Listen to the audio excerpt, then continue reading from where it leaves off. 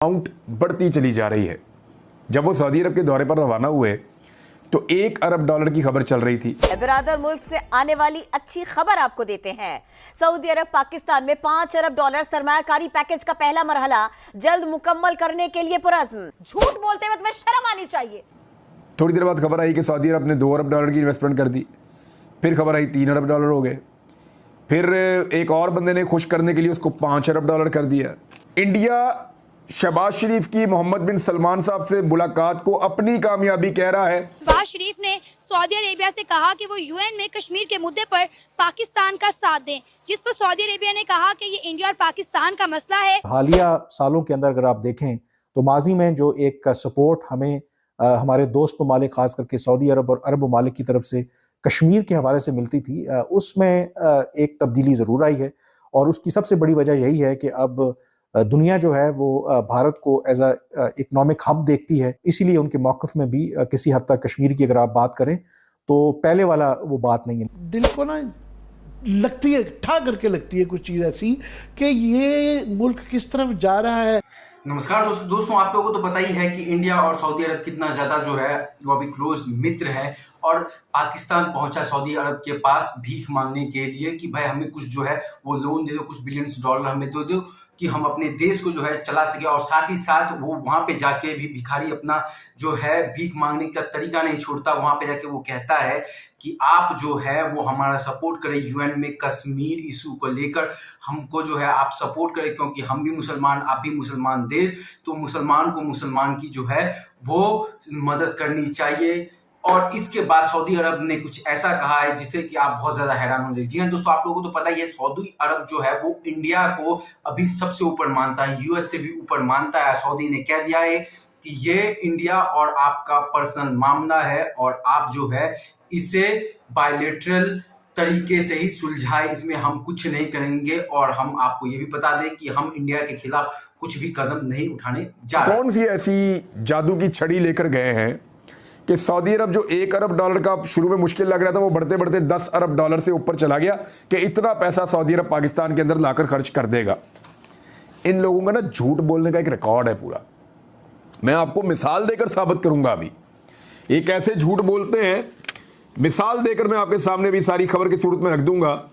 इन्होंने ये पहली दफा झूठ नहीं बोला, इन्होंने इससे पहले भी झूठ बोला है। आपको याद होगा जिनेवा में एक कॉन्फ्रेंस हुई थी जब पाकिस्तान में फ्लड आया था। जिनेवा कॉन्फ्रेंस में सैलाब मुतासरीन के लिए इमदाद हमारी तवक्कुआत से ज़्यादा मिली है। वहाँ पे भी शुरू हुए थे $6 अरब से, फिर $7 अरब की खबर आई, फिर $8 अरब की खबर आई, फिर $12 अरब तक ये ले गए उसको। लोगों ने टीवी चैनल्स के ऊपर इन्होंने पैसे दे दे के या पता नहीं क्या लालच दे के इन्होंने ये खबर चलवाई थी। टेलीविज़न चैनल्स के ऊपर तो इन्होंने ऐसे खबर चलवाई कि जैसे पैसों की बारिश हो गई, डॉलर्स की बारिश कर दी गई।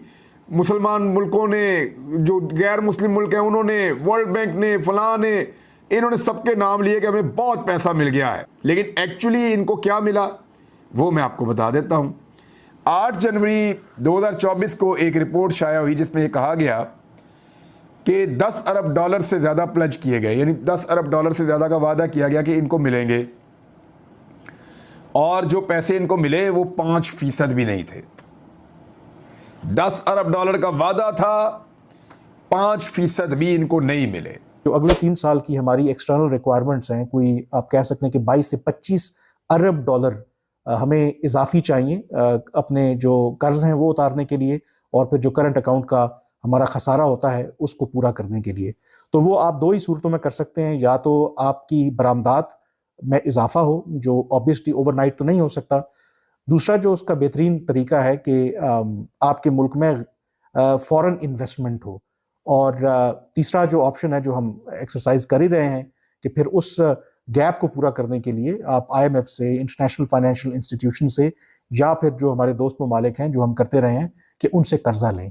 तो पाकिस्तान की ये कोशिश है कि कर्जा लेने के बजाय इन ममालिक को इनकरेज किया जाए कि वो पाकिस्तान में सरमायाकारी करें।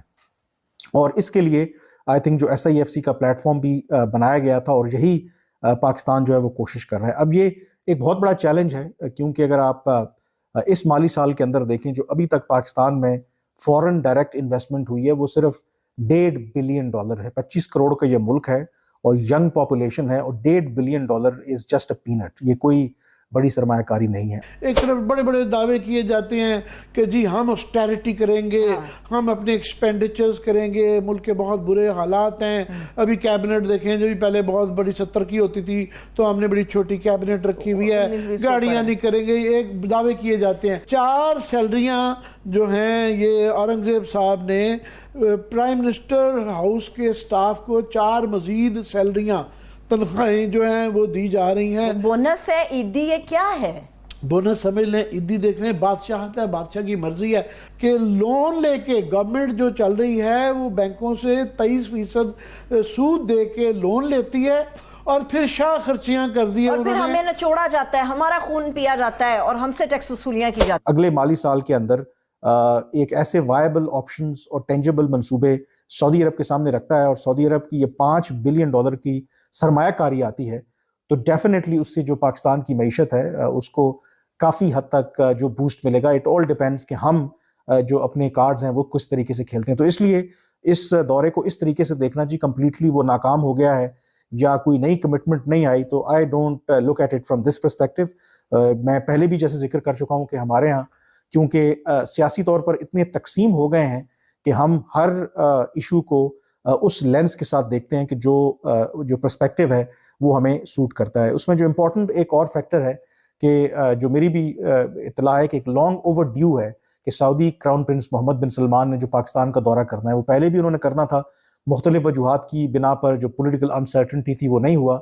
अब इस दौरे में जॉइंट स्टेटमेंट के अंदर जिक्र है कि दावत दी है शहबाज शरीफ ने, और जो सऊदी क्राउन प्रिंस मोहम्मद बिन सलमान है उन्होंने जल्द पाकिस्तान का दौरा करने की हामी भरी है। जो मेरी इत्तला है कि ये दौरा डेफिनेटली बहुत जल्द होगा, और उसमें फिर जो प्रोग्रेस होगी पाकिस्तान में सरमायाकारी के हवाले से इन बाकी दिनों में, तो उसमें होमवर्क होगा, और फिर सऊदी क्राउन प्रिंस मोहम्मद बिन सलमान पाकिस्तान का दौरा करेंगे। देखिए पूरी दुनिया के इन्वेस्टमेंट वहाँ पे है, सऊदिया वहाँ पे अरबों डॉलर की इन्वेस्टमेंट कर रहा है और पैसे कमा रहा है, तो वो इंडिया से क्यों अपने हालात खराब करेगा, जबकि उन्हें पता है हमने ये पाकिस्तान को एक भाईबंदी पे, क्योंकि हमारा इस्लामिक उनसे रिश्ता है, उन्होंने हमें सपोर्ट करना होता है, वो हमें करते हैं।